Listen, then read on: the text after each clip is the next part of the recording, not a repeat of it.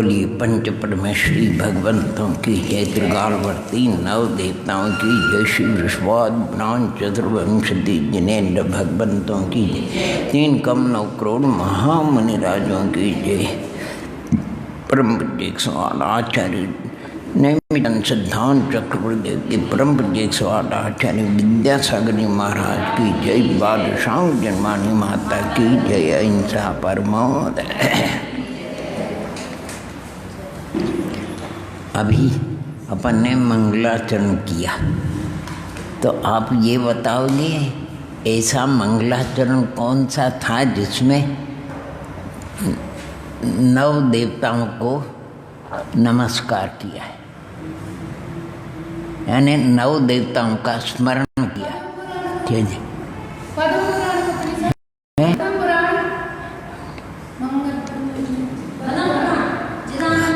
पद्म पुराण का जो हिंदी मंगला उसमें 9 देवता है। चिदानंद चैतन्य के गुण अनंत उद्धार भाषा पद्म पुराण की भाषा पंच परम पद पद प्रणमी प्रणमे जनेश्वर वाण नमि जन प्रतिमा जिन भवन जिन, यानी 9 देवता इसमें गर्वी थे। बहुत बढ़िया। अभी इस ग्रंथराज का मंगलाचरण इसमें आया कि नहीं आया? कौन से नंबर में? कौन से नंबर में? 5वें नंबर में। 5 में बता रहे। पहला पहले तो सुनो, पहला मोक्ष मार्ग से नेतारम, यानी नमोकार मंत्र आता है ना, और फिर नमः श्री वर्धमान, और पहले नमोकार मंत्र बोल और फिर जीवकांड का बोल दे, फिर कर्मकांड। 5वें नंबर, 5वें नंबर में। कौन से नंबर में है? बढ़िया, बहुत बढ़िया, धन्यवाद। और अंतिम मंगलाचरण कौन सा करते हैं? पंचायत। बहुत बढ़िया। इतना ही पूछना है कि आप उपयोग लगाकर करते हैं कि नहीं करते हैं। यानी कभी कभी किसी की रोज तो करते हैं, क्या रखा है? अपन तो मंगलाचरण हो जाएगा, फिर तत्व की बात चलेगी, तब चलेगी। सबसे तत्व की बात तो ये है, यानी मंगलाचरण का मतलब है कि आप और हम सभी जीव शांति आनंद सुख को प्राप्त हो, इसलिए मंगलाचरण करते हैं। इस विषम परिस्थिति में एक भी कर ले, लेकिन इतना मंगलाचरण करते हुए भी कुछ अंतर नहीं पड़ रहा, क्योंकि जो अशुभ का फल है, पाप का फल, वो सिंधु के समान है, और जो आप हमारी भावना का जो विशुद्धि है नहीं, वो बिंदु के समान है।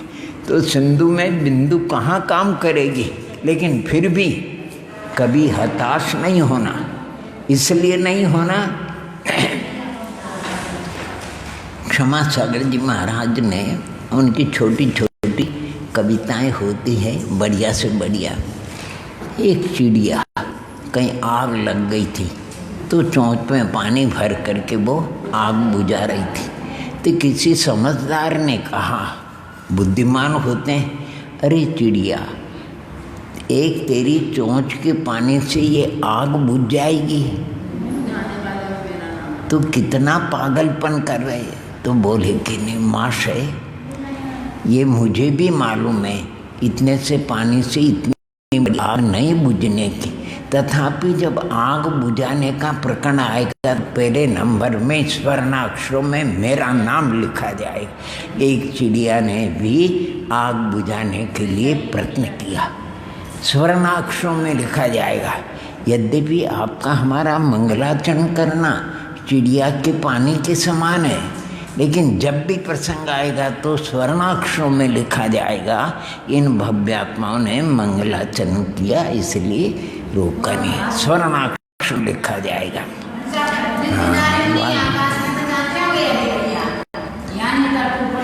नहीं आई बात समझ में? यद्यपि हम मानते हैं अपनी विशुद्धि कितनी है, और माने जिसको कहना चाहिए कि अशुभ का उदय, पाप का उदय कितना जबरदस्त, उसको कुछ कह नहीं सकते। चलिए आगे चलते हैं। आज वो क्या है, मैंने कहा आधा घंटा है। तो आधा घंटा है तो थोड़ा और आधा घंटा का समय निकालो। तो एक पुस्तक कुंतु सागर जी की, उनके प्रवचन सुने तो उसमें खाली एक में आया कुंतु सागर जी महाराज की जय, वो थोड़ा सुनने में आ गया। तो इसलिए कल इनसे पूछा, कुंतु सागर जी तो हमारे यहाँ वहाँ बाल यती में ब्रह्मचर्य रूप में रहे। अच्छा, उनका संपर्क दर्शन भी कई हुआ, 1-2 बार सुना होगा, लेकिन इतना गहराई से नहीं सुना। अभी 2-3 दिन से आपके इससे सुन रहे हैं। तो हम पूछें कौन साधु है इतना बढ़िया बोलता है, इतना जो व्यवहार का बोलता है, इतना। तो कुंतु सागर जी कितने अच्छे बोलते, कितने अच्छे बोलते हैं। ओम नमः इतना ठीक बोलते कि कुछ कहने से बिल्कुल हृदय को स्पर्श कर जाए। और वो प्रवचन करने के साथ साथ उन तैयार भी कर लेते हैं। जब मान लो कोई नशे की बात आती है, हाथ खड़े करो, त्याग तुरंत, उस समय क्या परिणाम विशुद्ध होते हैं, तो तुरंत त्याग भी कर देते हैं। इस पे फिर घर जाओगे और सुनने के बाद तो आधा भी नहीं लेता है। तो बहुत सी ऐसी बातें हैं, ऐसे साधक लोग भी, और भी आचार्य संघ के सभी अरे धैर्य सागर जी करके क्षुल्लक जी है अभी सुधा सागर जी के संग में, उन्होंने आचार्य भगवान पत्र लिखे। ओहो क्या गजब, एक पत्र पढ़ो तो। और पूर्णमती माता जी ने 64 रिद्धि के लिए जो लिखा है, यानी एक एक की बात अगर कुछ पढ़े तो हम तो कहते हैं रोंगटे खड़े होते हैं, रोंगटे। इतना गजब का। और जिनका अपने सामने है और जो नहीं है वो कितने महान हो गए।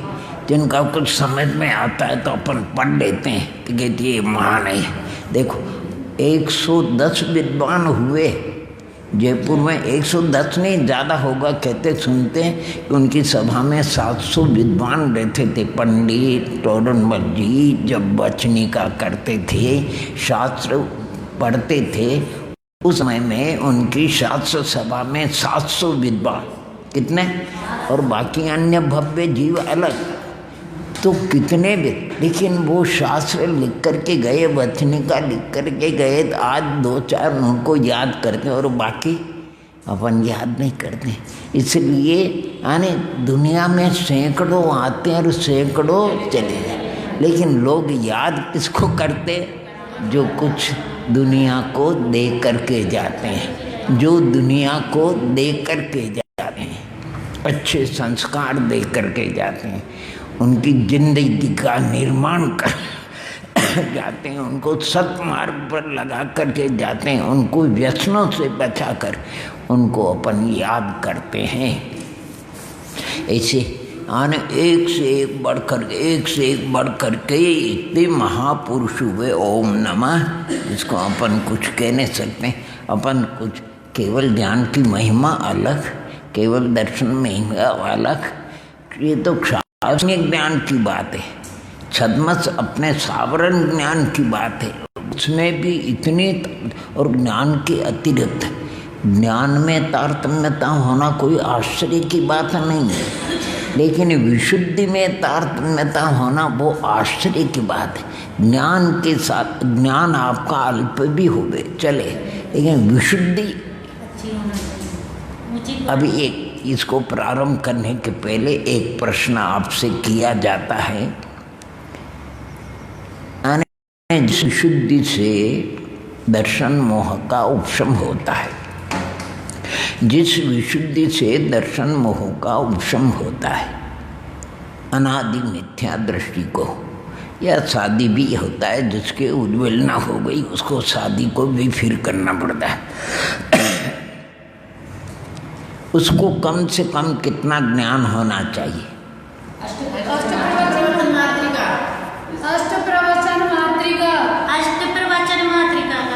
उसको कितना ज्ञान होना चाहिए?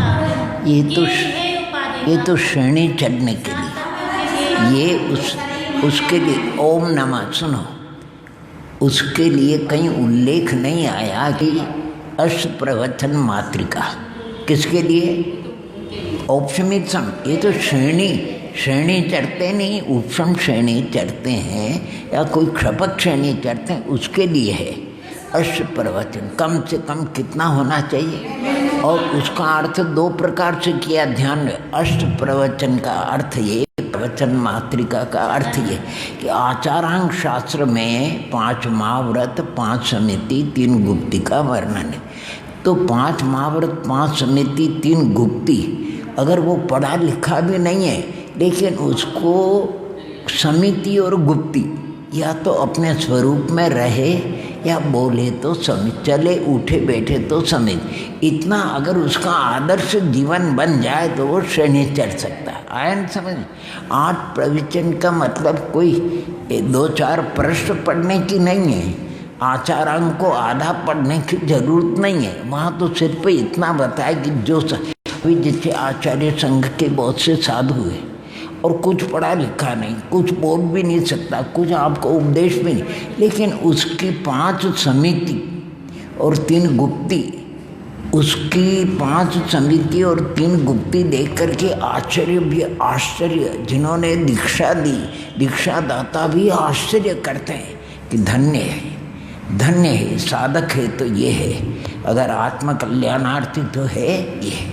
यानी वो उसको पहचान कि ये भव्य जी कल्याण कर जाएगा, जिसकी 5 समिति और गुप्ती में देखो, सुनो, गुप्ती में तो क्या होता है, सम्यक प्रकार निरोध तेने सुथिनो मुद्रा। तो जिस समय वो सामायिक में बैठते हैं उनकी मुद्रा से पता लग जाता है कि इनके मन वचन काय कैसे हैं। आए समझ में। तो सामायिक 3 काल करते हैं, रात को भी करते हैं, तो आते जाते एक निगाह मात्र से पता लग जाता है कि ये 3 गुप्ती में कहाँ है। नहीं आ समझे। यद्यपि अंतरंग की बात तो केवल ही जाए, लेकिन बाहर के मन वचन काय के आने उस दृश्य को देख करके समिति, वो साधक अगर मान लो शास्त्र भी ला रहा है, मंदिर भी जा रहा है, कहीं जा रहा है, तो चलता कैसा है, बोलता कैसा है, आहार ग्रहण कैसा करता है, वस्तु को कैसे उठाता और कैसे रखता है, और शरीर के विकारों को कैसे क्षेपण करता है, पता नहीं। एक बार में पता लग जाता है कि ये साधक यानी वस्तुतः साधक है। बाकी जिसके चलने की मुद्रा तो निरंतर है, और चलने कैसे, कभी कभी आपने देखा होगा आने पीछे हाथ में और चलना कैसा होता है। निर्गंत मुद्रा है, महाव्रती है, भाषा समिति है, वचन गुप्ती है, और सत्य धर्म है, वचन कैसा निकल रहा है। आश्चर्य में कभी आप देखा होगा, साधक आहार करेगा वो तो अपने अंजुली को देखता है, नहीं आए समझे, और जो नहीं लेना होता है तो नहीं आए, वो इधर उधर किसी के मुखाकृति को नहीं देखता है। अगर इधर उधर की मुखाकृति को देखे तो ओम हो जाए। उनकी चर्या पढ़ा लिखा हो मत हो कोई जरूरत नहीं है। एरिया समिति, भाषा समिति, ऐषणा समिति, बैठना उठने का, वस्तु के उठने लिखने। अभी आप लोग बहुत अच्छा करते हो कि भाई नुकसान करते होंगे तो काष्ठ का आसन लेकर के बैठते हैं। तो काष्ठ का आसन लेकर के बैठना बढ़िया बात है, लेकिन उसको कैसे रखना, कैसे उसको विराजमान करना, कहाँ रखना। यहाँ आपने एक छोटी सी बात बताई आपको, जो शरीर का कोई विकृति हो उसको ऐसे स्थान पर नहीं डालना जहाँ लोग आते जा रहे। अगर वहाँ डालोगे तो जितने आएंगे सबके मन खराब होंगे, सबके मन खराब, तो उसका पाप बंद होगा कि नहीं होगा। एक बार किसी ने पंडित फूलचंद जी साहब से पूछा कि अन्यत स्थानम कृतम पापम धर्म स्थानम विमुच्यते। और धर्म स्थानम कृतम पापम वज्र लेपो, अन्य घर आदि में जो दोष बनते हैं तो हम मंदिर में जा करके उसका प्रतिक्रमण प्रायश्चित वगैरह पूजा अर्चना करके उसको कम करते हैं। लेकिन अगर मंदिर में धर्म सभा में या गुरु के सानिध्य में कई दोष हो जाए तो फिर उसकी निवृत्ति कहाँ होती और उसका कारण क्या है? तो वो बोले कि मंदिर में अभी तो ताला लगे हैं, मंदिर में कोई आता और कोई भी घर की बात हो या कोई धर्म की बात वो करता है तो जितने पूजा अर्चना करने वाले क्या बात करें, क्या बात है, मेरी बात तो नहीं कर रहे यानी सबके अभी सब मोही जीव है, सब राग जीव, तो सबका उपयोग बढ़ जाता है। नहीं ऐसा जो पूजा करता है, प्रक्षाल करता है, कुछ भी करता है, उसका उपयोग भी चला जाएगा। इसलिए कहते हैं मंदिर में आज एक ही काम करना, कुछ नहीं, भगवान का जो पूजा अर्चना करना, कौन आया और कौन गया उसका कुछ ध्यान नहीं रखना।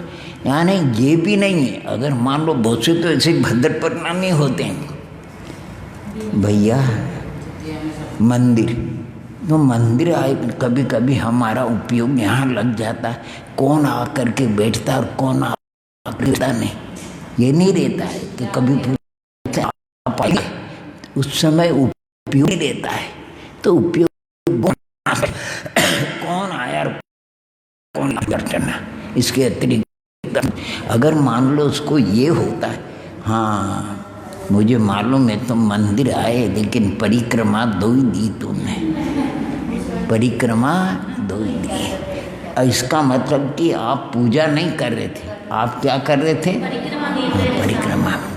ये बहुत सी बातें ऐसी होती आपको पंडित, अब जिन्होंने भी देखा हो, पंडित जगन मोहन शास्त्री, इसने देखा है? नहीं देखा। पंडित जगन मोहन कटनी वाले, ओहो, और व्रती थे, सप्तम प्रतिमाधारी थे। कौन? हाँ, उनका जीवन पढ़ो तो अलग ही उनका, वो गरीब परिस्थिति के थे। कटनी में वहाँ श्रीमंत सेठ थे, उन्होंने उनके विद्यालय में उनको पढ़ाया और वो गोदी भी उनको लेना चाहते थे, गोद में, लेकिन नहीं, उनकी भावना थी कि मैं अगर गोदी में चला जाऊंगा पैसे का असर अलग होगा, नहीं, मुझे पैसे से नहीं, मुझे तो विद्या का सम्मान करना है।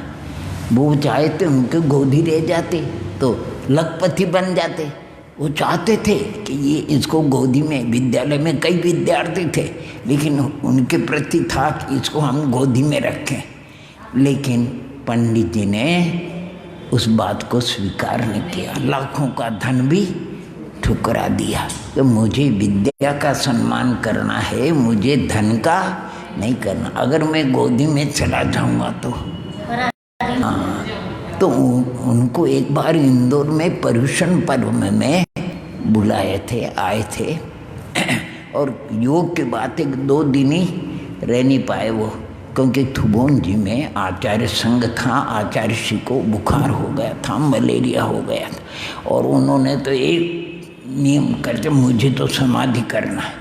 सब लोग घबरा गए तो पंडित जी को फोन किया कि कैसे भी बनो आप तुरंत आ जाओ, हमारे बस की बात नहीं। तो उसी समय भैया साहब ने गाड़ी से उनको थुबोन जी भेजा। उन्होंने जो बात कही, आचार्य श्री जहाँ अस्वस्थ थे, वो भैया व्रती के थे, चरण स्पर्श किए, बैठे, अनुभव किया और फिर बड़े सब बोले, आप गुरु के नाते गुरु हैं, आप गुरु के नाते गुरु हैं, नहीं है समझे? इसलिए आपको शत शत प्रणाम नमोस्तु।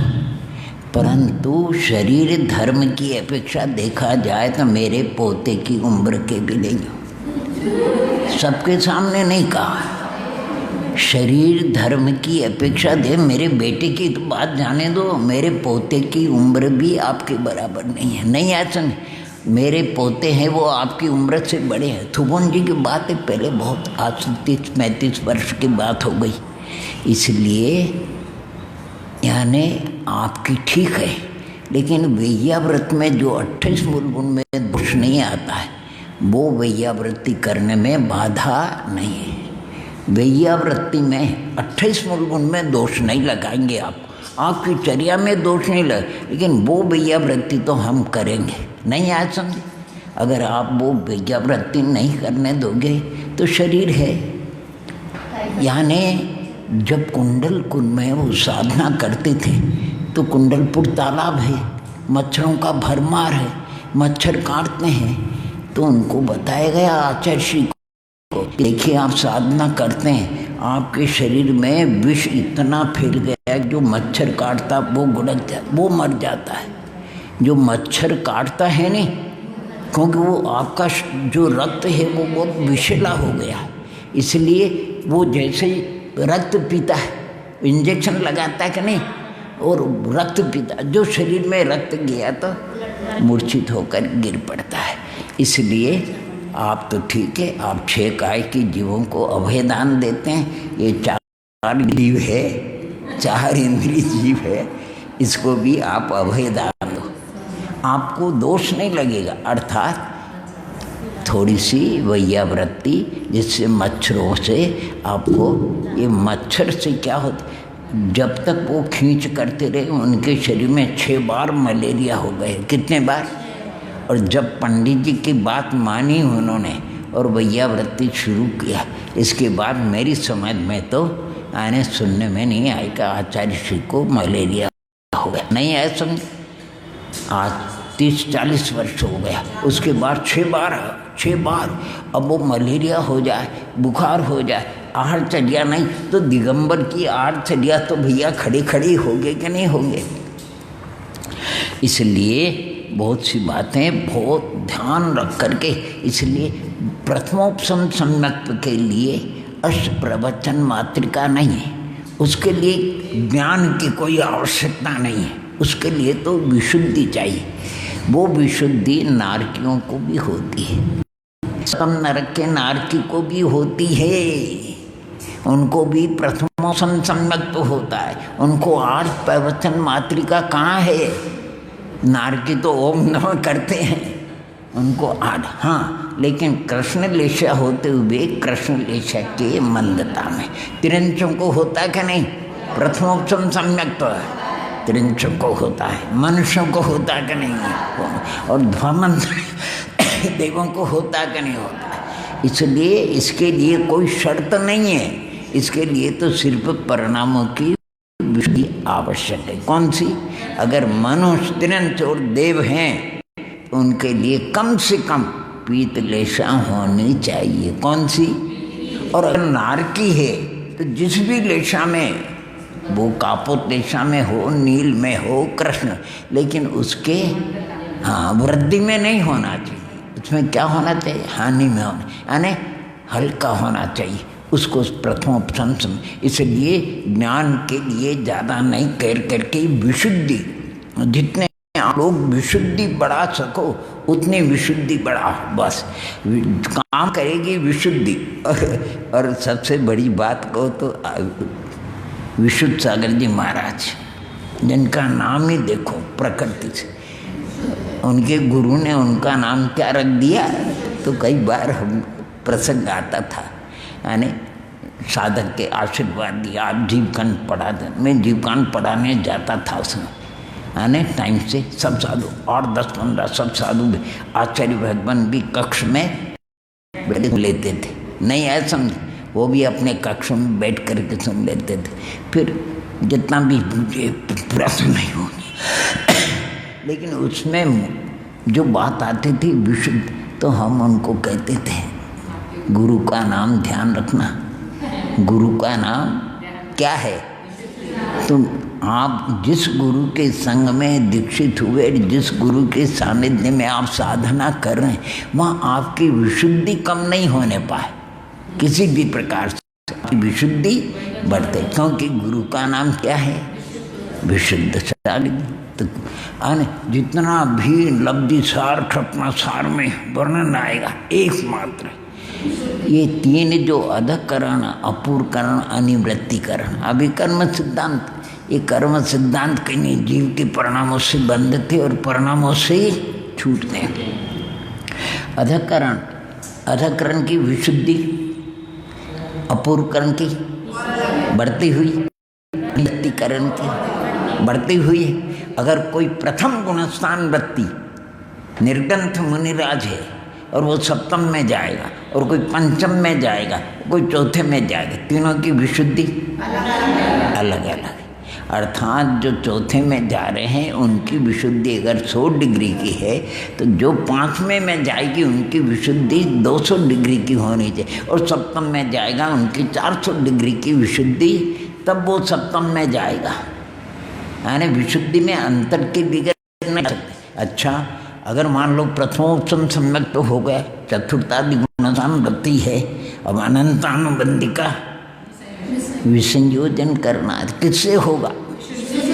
3 करण विशुद्धि होना चाहिए, बिना विशुद्धि के उसका विसंयोजन नहीं होता है। अनंतानुबंधी अप्रत्यय, चलो अनंतानुबंधी का विसंयोजन हो गया, तो लेकिन दर्शन मोक्ष की क्षपना मिथ्या तो सम्यक सम्यक किससे होगी? विशुद्धि से होगी। क्षणिक आरोहण विशुद्धि से, क्षपक्षणिक आरोहण। और जिसको अगर क्षायिक सम्यक तो नहीं है, क्षण का आरोहण करना है, तो फिर उसको विशुद्धि से बीतोत्तम, बिना विशुद्धि के काम नहीं चलेगा। इसलिए, और ये विशुद्धि है, वीतराग परिणाम नहीं है, ध्यान देना।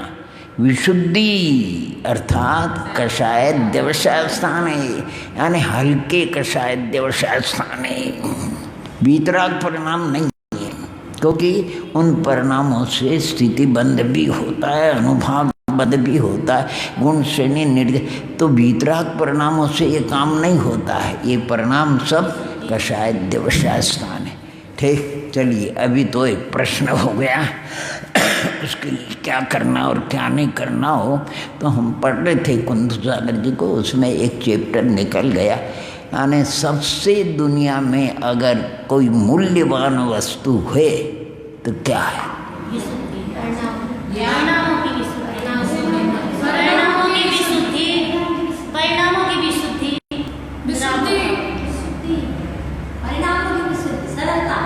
तो वो पढ़ते रहे, तो मैंने कहा बढ़िया, उसमें ऐसे प्रकरण दिए तो छूटते ही नहीं हाथ से, बाँचे जाओ, इसके बाद बाँचे जाओ। सबसे अगर बहुमूल्य कोई चीज़ है तो समय की कीमत। जो समय चला जाएगा वो लौट करके नहीं आएगा, जो समय चला गया वो लौट करके, आप कितना भी कोशिश करो। इसलिए उसकी उपमा दी कि समय गोल्डन, यानी समय स्वर्ण के समान है। किसके समान है? उसमें कई उन्होंने दिए, ऐसे दृष्टांत दिए हैं, बढ़िया से बढ़िया। यानी उसमें 10-20 बातें तो आप एक क्या कहते हैं, उस माँ को पूछो जिसने पूरे 9 महीना होने के पहले पुत्र को जन्म दिया, उसकी कीमत वो जानती कौन?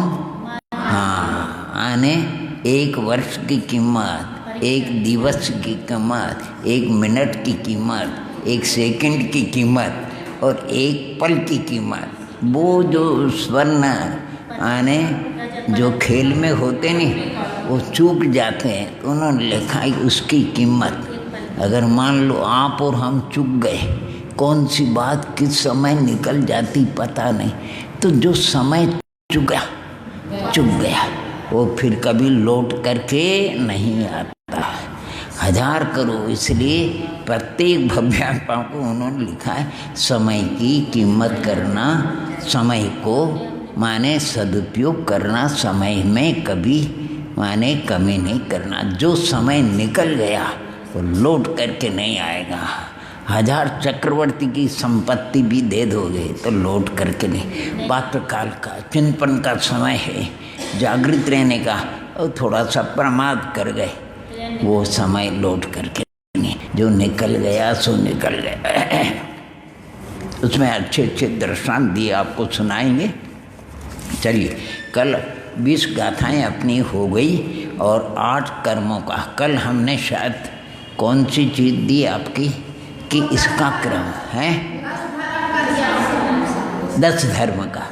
10 धर्म का एक प्रत्येक आप जो ग्रंथ पढ़ते हो ने कोई भी हो उसमें आचार्य भगवंतों ने ऐसा क्रम क्यों रखा?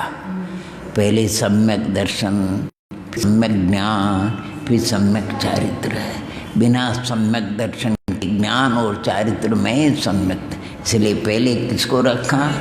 बाद में सम्यक ज्ञान को रखा, बैलेंस बना, और फिर बाद में चारित्र को रखा।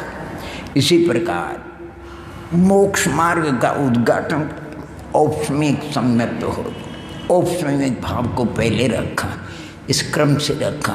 अरे 5 ज्ञान है, मति शुद्धावधि मन, तो केवल ज्ञान बड़ा हो करके भी पीछे रखा और मति शुद्ध को पहले रखा। क्यों? अरे वो सब जीवों को होता है, मति शुद्ध ज्ञान सब जीवों को, चाहे कुमति हो कुछ हो, तो उससे रहित कोई जीव, इसलिए पहले मति होता है, फिर शुद्ध ज्ञान होता है। और अवधि को बीच में क्यों रखा? संयमी को भी होता है असंयम, और मन परे को, वो संयमी क्यों?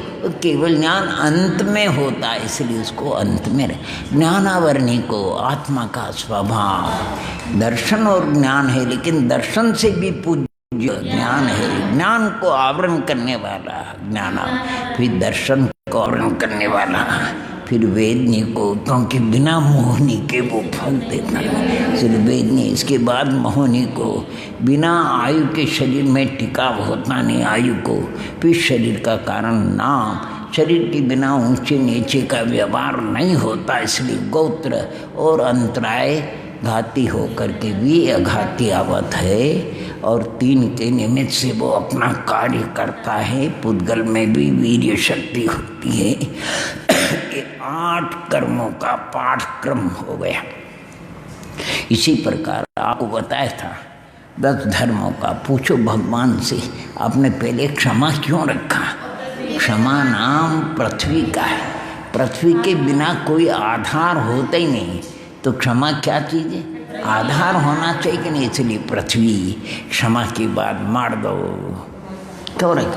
अगर पृथ्वी कठोर है तो उसमें अंकुरोत्पत्ति नहीं होती है, कोमल होना चाहिए, कोमल। और फिर कैसे उबड़ खाबड़ नहीं होने चाहिए, सरल होना चाहिए। खैर आप गाना लगा देना, ये 3 बातें पहले होना चाहिए, क्षमा, पृथ्वी, फिर कोमल और फिर सरल। फिर उसमें हम सत्य का बीज डालते हैं, किसका? और फिर सोच का उसमें जल देते हैं, पानी, तब वो अंकुरोत्पत्ति हो। और फिर हम संयम की उसके बाढ़ लगाते हैं, किसकी? हाँ, संयम की बाढ़ लगाते हैं। फिर उसको धूप लगना चाहिए। वृक्ष के नीचे आपने कभी देखा होगा, पौधे पनपते नहीं हैं, धूप भी लगना चाहिए तब। और फिर उसमें जो बीच में घास मास आ जाए तो उसको त्याग करके अलग करना पड़ेगा, नहीं तो वो पौधे का रस भी वो छा जाए, इसलिए त्याग। और फिर जब पौधा अकेला रह जाएगा अकिंचन, तो फिर फलेगा ब्रह्मचर्य। इसलिए 10 धर्मों का क्रम भी है, यानी जो भी आप विचार करो उसमें देख लेना, ये 7 पृथ्वी है, 7 क्षेत्र है, पर्वत है, सबका क्रम है। अभी आप ये भी पूछो, पूजा तो रोज, सबसे पहले जल को क्यों रखा? जन्म जरा मृत्यु विनाश में, और बाद में फल को क्यों रखा? पहले रख देते थे। एक अब तो उपाध्याय हो गए, शायद आचार्य हो गए, अभय सागर जी कर, निर्भय सागर जी, उनका निर्भय सागर जी नाम, उन्होंने एक पुस्तक लिखी, आने विज्ञान के तरीके से अष्टद्रव्य इस क्रम से क्यों रखा। अष्टद्रव्य जल, चंदन, अक्षत, पुष्प, नैवेद्य वगैरह। अभी अभिनंदन सागर जी महाराज से उन्होंने निर्ग्रंथ पद धारण कर लिया, निर्भय सागर जी नाम है।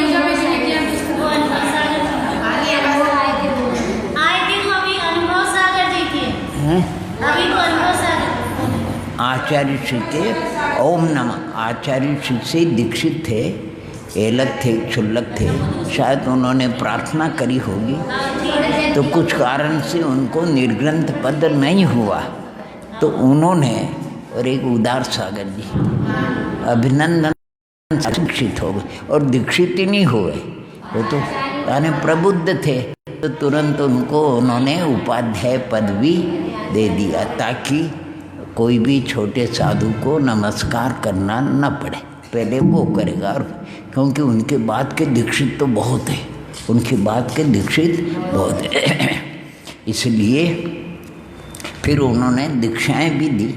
शायद उनके इसलिए में एक क्या समय शिखर में आर भी दिया उनको, वहाँ दिया था।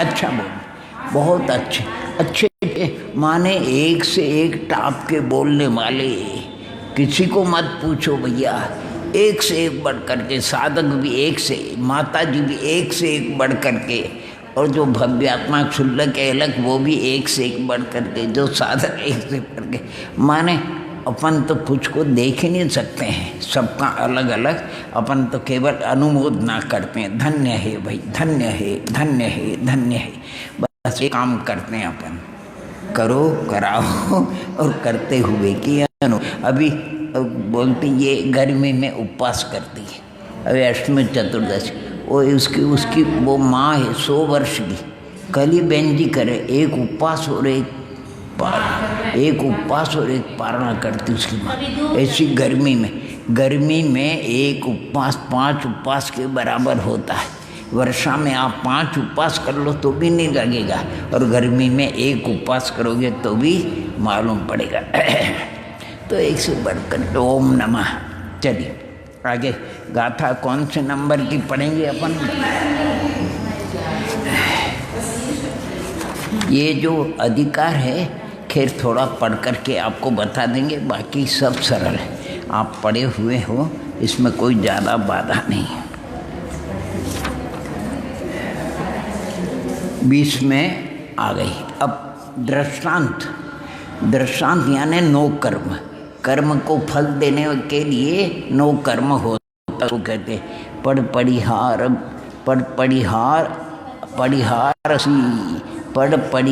सी मज्जा यहाँ तक बोल, हली चित्त कुलाल भंडयारीणम। एक बार ए देशिम भाव ओम नमः, एक बार मेरे को बोलने दो और फिर आप डबल बोलाएंगे आपको। अने पढ़िहार इसमें निकलेगा पढ़िहार सी मज्जा हली चित्त कुलाल भंडयारीणम, यानी दृष्टांत में उनके नाम अलग अलग होने चाहिए। पढ़िहार असी, यानी जिसको कहना मज्जा यहाँ तक, फिर हली, फिर चित्त, कुलाल कहते भंडा चित्रकार होता है, फिर कुलाल और फिर भंडारी, है नहीं, इस प्रकार तो बड़े पढ़िहार सी मज्जा, यहाँ तक बोल। हाँ बोल अब बोल दो इसको, गा आप बोलो, सब बोलो।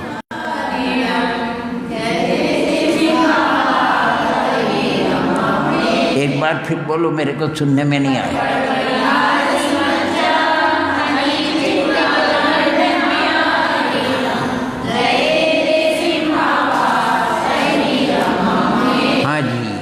पढ़ माने वस्त्र, पढ़िहार माने प्रातिहार्य, असी चिकना सर लपेटी हुई तलवार की, मध्य हली काष्ठ का खोड़ा, चित्रकार, कुलाल और भंडारी। जब एदे संभावा, जैसे इनके भाव है तब ये कम्माम, इसी प्रकार कर्मों का स्वभाव समझ लेना। कर्म दिखते तो है नहीं, लेकिन ज्ञानावरणी का स्वभाव वस्त्र के समान है। तो मैं पढ़ करके आपको बताता हूँ। पट अर्थात देवता की मुख के ऊपर का वस्त्र, जब माने प्रतिष्ठा होती निकलने के बाद फिर वस्त्र पहनाए जाते और उसको खोले जाते हैं, प्रतिहार पट अर्थात देवता की मुख वस्त्र, प्रतिहार अर्थात द्वार पर बैठा हुआ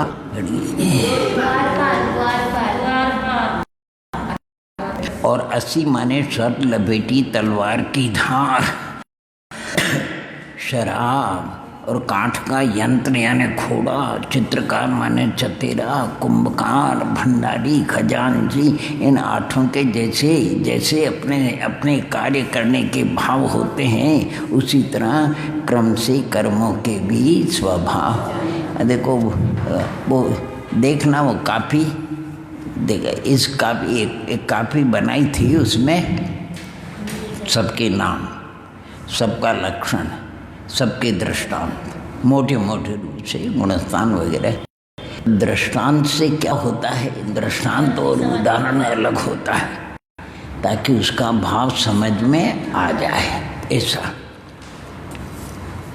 अब कुछ शब्दार्थ लेकर के आठों कर्मों का अर्थ कहते हैं।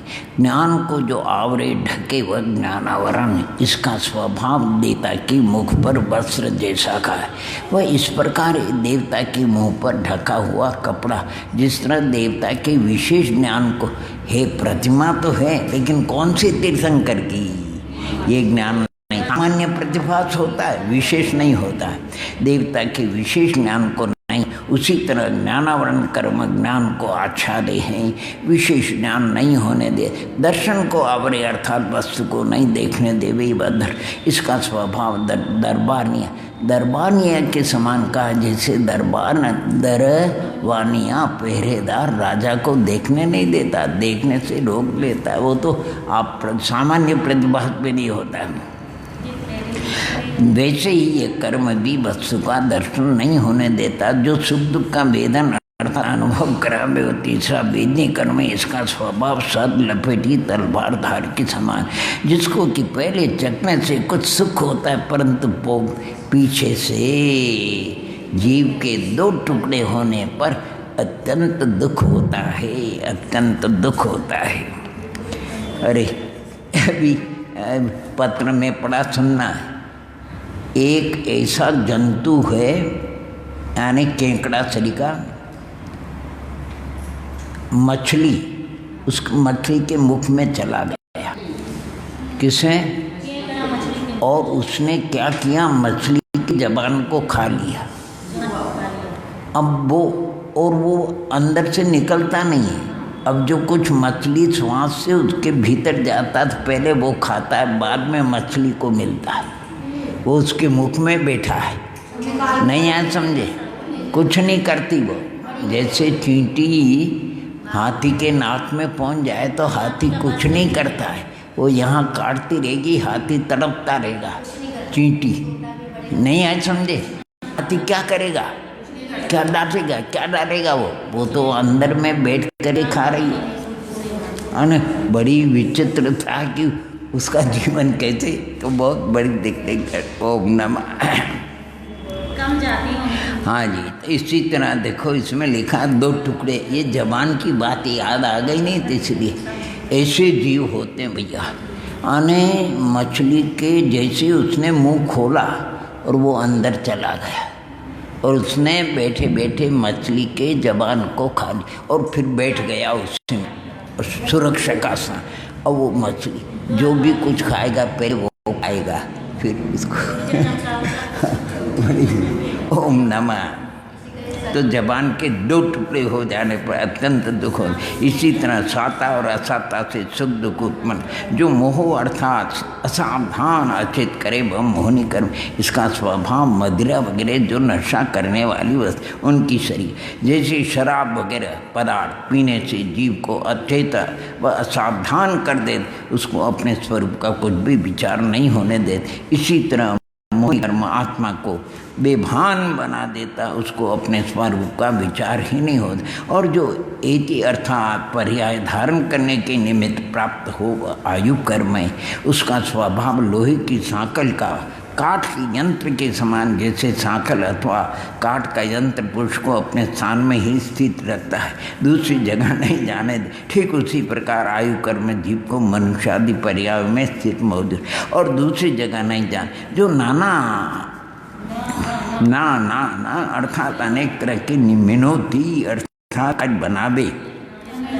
वह नाम कर्म ये चतरी की तरह, जैसे चित्रकार अनेक प्रकार की चित्राम तस्वीर बना, उसी प्रकार नाम कर्म नारक आदि अनेक रूप जीव के करता है। वह सातवां गोत्र कर्म में जो गमयती अर्थात ऊंची नीचे पने को प्राप्त करे उसको गोत्र। इसका स्वभाव कुंभकार के, जैसे कुंभकार मिट्टी के वासन छोटे बड़े बनाता, वैसे ये गोत्र कर्म भी जीव की ऊंच तथा नीच अवस्था बनाता है।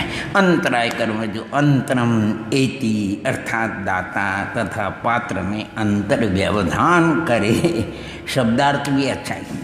इसका स्वभाव भंडारी से रहता है, जैसे भंडारी खजांची दूसरे को दान देने में विघ्न करता है, देने से रोकता, उसी प्रकार अंतराय कर्म भी दान लाभ आदि में विघ्न करता है। इस तरह इन 8 मूल कर्मों का शब्दार्थ करके स्वरूप का है। अब इन कर्मों की उत्तर प्रकृतियों को क्रम से अपन पढ़ेंगे। ठीक, आज एक ही गाथा पर्याप्त है।